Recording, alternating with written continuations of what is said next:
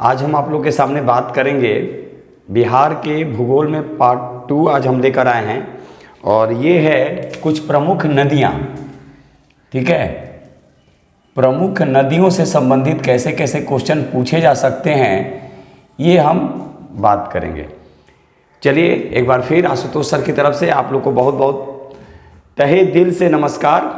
और हम उम्मीद कर रहे होंगे कि आप लोग अपनी जो तैयारी है अपनी रफ्तार बढ़ा दिए होंगे, क्योंकि देखिए हर बार हम बार बार बोलते हैं, कई बार बोल भी चुके हैं, आप तैयारी कंटिन्यू कीजिए। वैकेंसी आएगी, एग्ज़ाम होंगे, रिजल्ट होना ही है।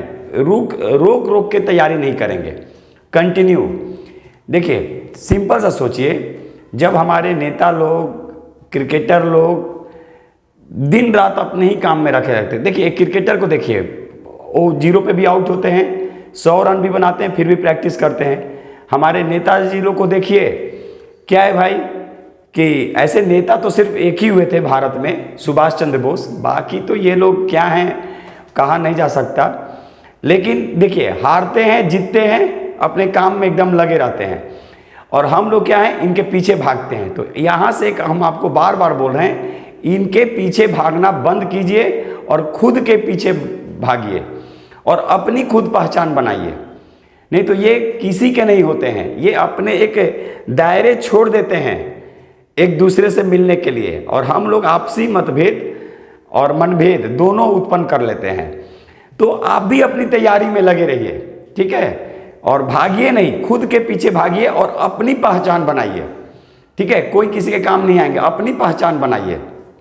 तो चलिए आज हम बात करेंगे प्रमुख नदियों में क्या क्या है। सबसे पहले देखेंगे कि बिहार में गंगा नदी की लंबाई कितनी है। काफी इंपॉर्टेंट क्वेश्चन है। तो देखिए 445 किलोमीटर। अब सुनिएगा थोड़ा सा डिटेल। बिहार में गंगा नदी जो है वो बक्सर में चौसा के पास प्रवेश करती है, और इसकी कुल लंबाई देखी जाए तो 445 किलोमीटर। इसके अतिरिक्त आपसे क्वेश्चन पूछा जाएगा कि कितने जिलों में जैविक कॉरिडोर बनाए जा रहे हैं। तो 13 जिलों में जैविक कॉरिडोर बनाए जा रहे हैं। इसके अलावा आपसे क्वेश्चन पूछेगा कि बिहार के कितने जिले गंगा नदी के किनारे स्थित हैं। तो बिहार के 12 जिले, याद रखिएगा, बिहार का 12 जो जिला है ये गंगा नदी के किनारे स्थित है।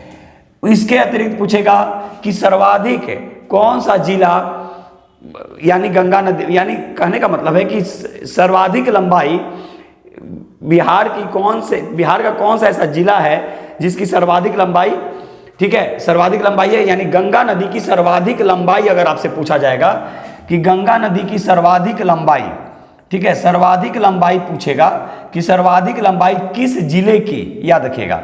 तो किस जिले का है, तो ये है, किस जिले का है, तो ये है पटना, 99 किलोमीटर, याद रखिएगा।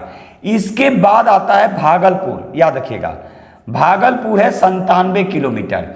यानी क्या क्वेश्चन आपसे पूछा जा सकता है कि सर्वाधिक लंबाई, गंगा नदी की सर्वाधिक लंबाई बिहार के किस जिले में है, तो ये है पटना 99 किलोमीटर, और दूसरा कौन सा जिला है, ये है भागलपुर 97 किलोमीटर। तो एक बार फिर से सुनिएगा कैसे कैसे गंगा नदी से क्वेश्चन पूछे जाएंगे कि बिहार में गंगा नदी की लंबाई कितनी है। यानी लंबाई है 445 किलोमीटर। इसके अतिरिक्त अभी जो 3 जगह जो गंगा नदी के पानी को पहुंचाने का प्रयास किया गया, उन जिलों का भी नाम आप याद रखेंगे और मुझे कमेंट्स करके बताएंगे।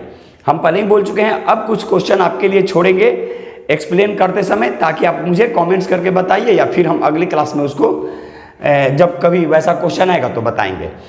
तो आपसे क्वेश्चन पूछा गया कि बिहार में गंगा नदी की लंबाई, तो 445 किलोमीटर। बिहार में गंगा नदी कितने जिलों से होकर गुजरती है, तो ये 12 जिलों से होकर गुजरती है। काफी इंपॉर्टेंट क्वेश्चन है। सर्वाधिक लंबाई, जो गंगा नदी की सर्वाधिक लंबाई जो है वो किस जिले में है, तो ये है पटना, याद रखिएगा। कितना किलोमीटर, 99 किलोमीटर। और भागलपुर में कितना किलोमीटर है, तो 97 किलोमीटर। इसके अतिरिक्त जो जैविक कॉरिडोर की जो बात की जा रहे हैं, जैविक तरीके से विकसित करने के लिए बात की जाती है, तो उसमें 13 जिला है। यानी बिहार के करीब 13 जिले को शामिल किया गया है। गंगा नदी कहाँ से निकलती है सबको मालूम है, और कुल लंबाई भारत में क्या है ये भी आपको मालूम होगा। तो बिहार से हम अभी लिए हैं, तो इसलिए बिहार से क्वेश्चन आपको बताए हैं। ठीक है, इसके अलावा आपसे एक भी क्वेश्चन पूछा जा सकता है और आगे आएगा भी कि गंगा और सोन नदी के संगम पर कौन सा जिला, तो गंगा और सोन नदी के जो बसा जो जिला है वो है पटना। आगे आएगा, अंतिम क्वेश्चन जो है यहाँ है और फिर हम उस पर भी बात करेंगे। चलिए क्वेश्चन नंबर 2, सदा नीरा के नाम से किस नदी को जाना जाता है? तो याद रखिएगा, सदा नीरा के नाम से गंडक को जाना जाता है और ये नेपाल हिमालय से निकलती है। गंडक नदी नेपाल हिमालय से निकलती है और भैंसा लोटन एक जगह है, तो वहाँ पे बिहार और उत्तर प्रदेश की सीमा बनाती है। याद रखिएगा, काफ़ी इंपॉर्टेंट क्वेश्चन है। एक भैंसा लोटन के स्थान पर, भैंसा लोटन जो जगह है वहाँ पर बिहार और उत्तर प्रदेश की सीमा बनाती है। तो आपसे क्वेश्चन ये पूछा जाएगा कि गंडक नदी को किस नाम से भी जाना जाता है? तो सदा नीरा, या सदा नीरा के नाम से किस नदी को जाना जाता है? तो ये है गंडक नदी, नेपाल हिमालय से निकलती है और भैंसा लोटन के पास बिहार और उत्तर प्रदेश की सीमा बनाती है। एक चीज और ध्यान रखिएगा, बिहार में 3 बहुउद्देशीय परियोजना काफी महत्वपूर्ण मानी गई है, यानी जो नदी घाटी जो परियोजना है बिहार में वो 3 प्रमुख मानी गई है। याद रखिएगा, तो जो नदी घाटी जो परियोजना जो मानी गई, नदी घाटी परियोजना बिहार में ये 3 प्रमुख है। ये 3 प्रमुख है। कौन सी नदी घाटी परियोजना? तो एक है कोसी नदी घाटी परियोजना, दूसरा है, पहला में आप रख सकते हैं क्योंकि सबसे पुरानी है सोन, तो सोन को पहले रख दीजिए, सोन नदी घाटी परियोजना, फिर कोसी नदी घाटी परियोजना और फिर गंडक नदी घाटी परियोजना। ये बिहार की 3 ऐसी नदी घाटी परियोजना है जो बिहार की स्थिति को काफ़ी सुदृढ़ कर सकता है, यानी आर्थिक स्थिति से और सामाजिक स्थिति से भी। अब देखिए, आर्थिक स्थिति मजबूत होगी तो सामाजिक भी मजबूत होगा। तो यहाँ पे सरकार की इच्छा शक्ति अगर मजबूत होगी तो ये अगर 3 नदी घाटी परियोजनाओं को अगर विकसित कर दिया जाए तो बिहार के लोगों को पलायन करने की जरूरत नहीं पड़ेंगे।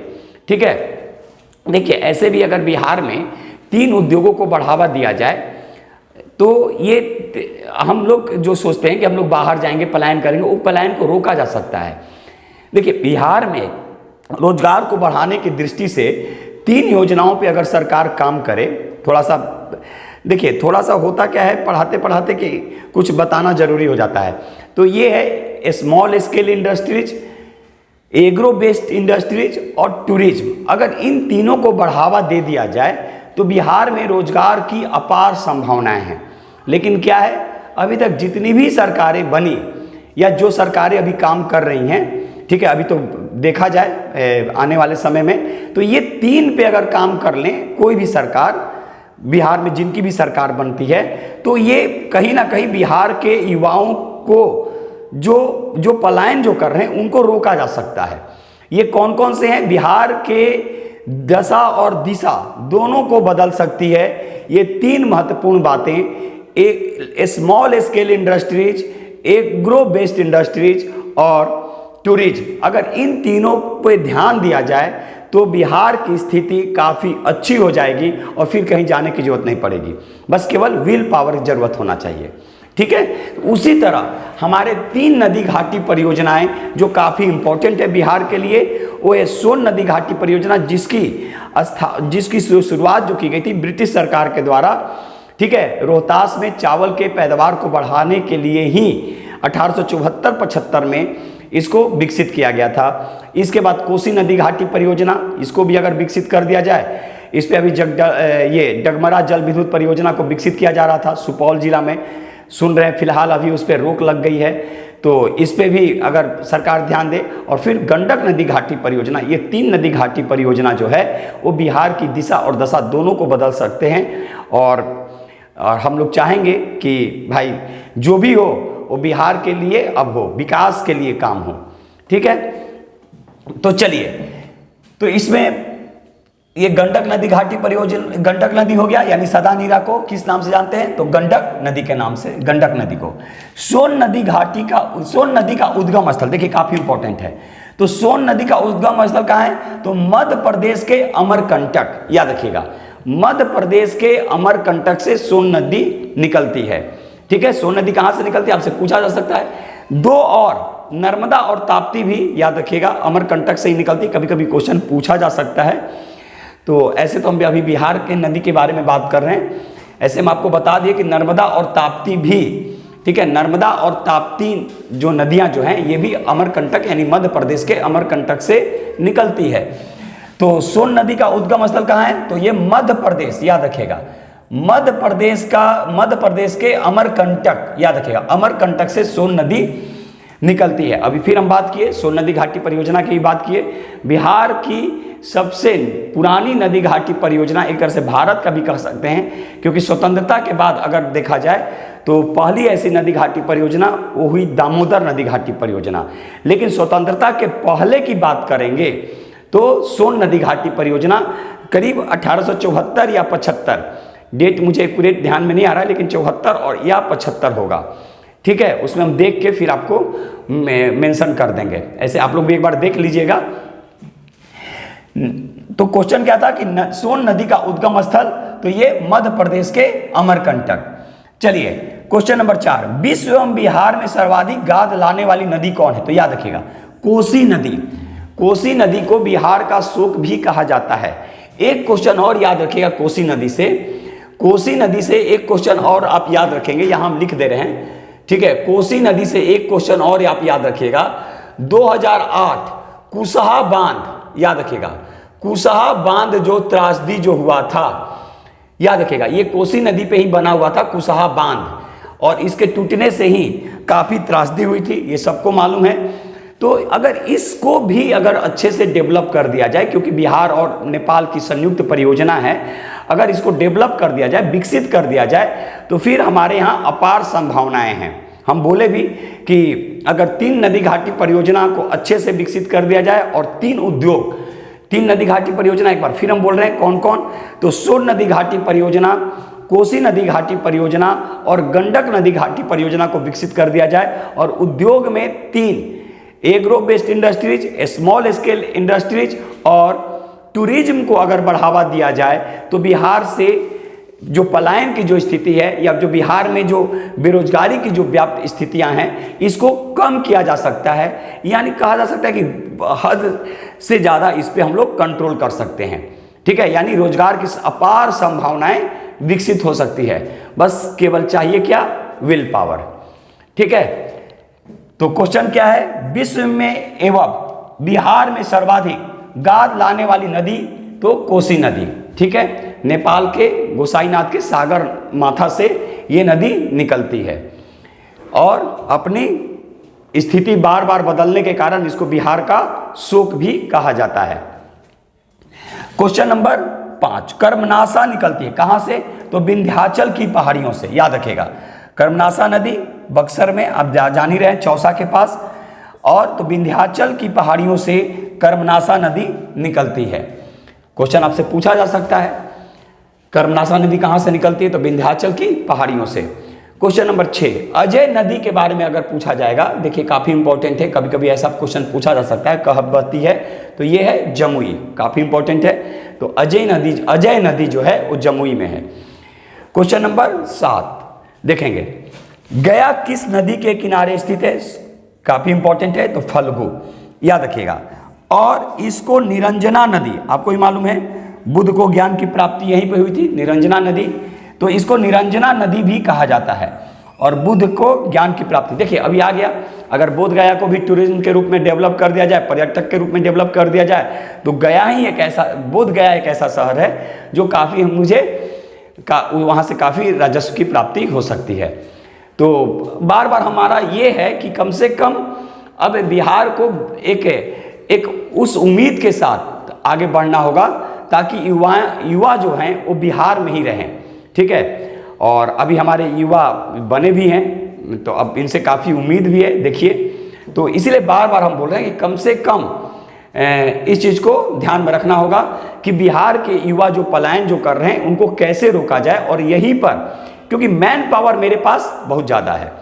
तो देखिए क्या क्वेश्चन है, गया किस नदी के किनारे स्थित है, तो ये है फल्गु, जिसको निरंजना नदी भी कहते हैं, और गौतम बुद्ध को ज्ञान की प्राप्ति जो हुई थी वो निरंजना नदी के तट पर ही हुई थी, यानी फल्गु नदी पर ही हुई थी। और इसको भी डेवलप किया जा सकता है, अभी बताया भी आपको। क्वेश्चन नंबर 8, गंगा और सोन नदी पर बसा जिला कौन है? तो याद रखिएगा ये है पटना। गंगा और सोन नदी के संगम पर, याद रखिए गंगा और सोन, ये कई बार क्वेश्चन पूछा है। तो इसको बसाने वाला कौन? ये था उदयन, याद रखिएगा। हर्यक वंश का शासक था ये अजात शत्रु का पुत्र था उदयन, और उदयन के द्वारा ही गंगा और सोन नदी, याद रखिएगा काफी इंपॉर्टेंट है और क्वेश्चन पूछा जा सकता है कि कौन सा जिला गंगा और सोन नदी पर बसा है? तो ये है पटना। यानी कौन सा जिला गंगा और सोन नदी पर बसा है? तो ये है पटना। चलिए आज इतना ही। कैसा लगा वीडियो कमेंट जरूर करेंगे, और आप लोग के लाइक शेयर और सब्सक्राइब जो होते हैं मुझे काफ़ी और भी एक नए तरीके से करने का मैं प्रोत्साहित करता है कि मुझे अभी और मुझे नए तरीके से करना होगा। और बार बार बोलते हैं हम भी सीखते हैं, आप लोग से ही सीखते हैं, और सीखना भी चाहिए कि कैसे और भी बेहतरीन तरीके से, बेहतर नहीं बेहतरीन तरीके से लाया जाए। तो चलिए, हम उम्मीद कर रहे होंगे कि आप लोग हमारे जो वीडियो जो हैं वो आप लोग को पसंद आ रहा होगा। तो चलिए फिर एक नए वीडियो के साथ आपके सामने हम बहुत जल्द उपस्थित होंगे। तब तक के लिए आशुतोष सर को अनुमति दीजिए। आज इतना ही। जय हिंद, जय भारत, भारत माता की जय।